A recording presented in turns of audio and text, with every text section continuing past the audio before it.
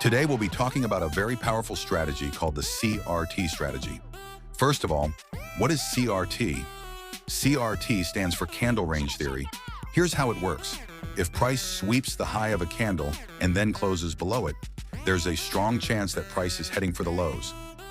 On the other hand, if price sweeps the low of a candle and then closes above it, there's a strong chance that price is targeting the highs. Now that we understand this, the next step is to go down to the lower time frame to look for opportunities to take advantage of that move.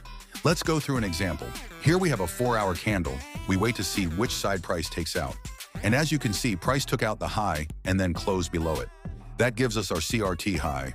At this point, we expect the market to move down toward the CRT low. So we drop to the 15-minute chart. And here we can see a mitigation block as well as a fair value gap. The setup is simple. Enter at the fair value gap. Place your stop loss just above the swing high and set your target at the CRT low. And as you can see, price moved beautifully right into the CRT low. Now let's look at a bullish example. First of all, we can see that price swept the previous candle's low, which now gives us our CRT low and CRT high.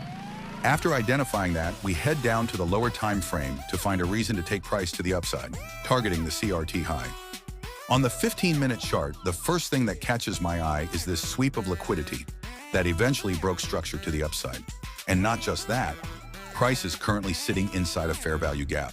If you look closely to the left, you'll also notice an inverse fair value gap.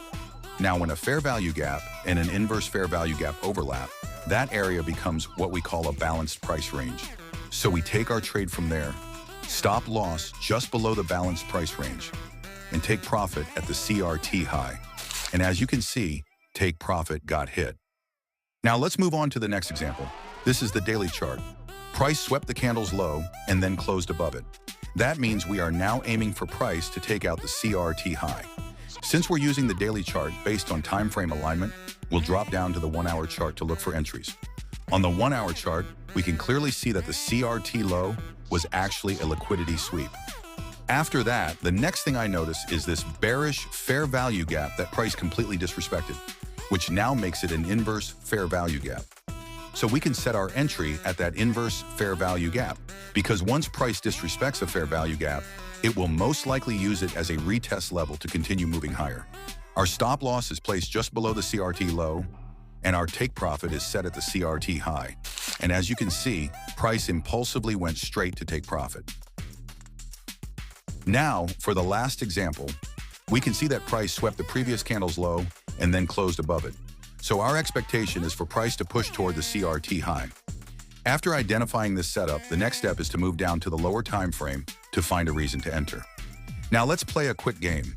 If you wanted to buy price up to the CRT high from this 1-hour chart, where would you buy from? Would it be point A or point B? I'll give you 5 seconds to decide.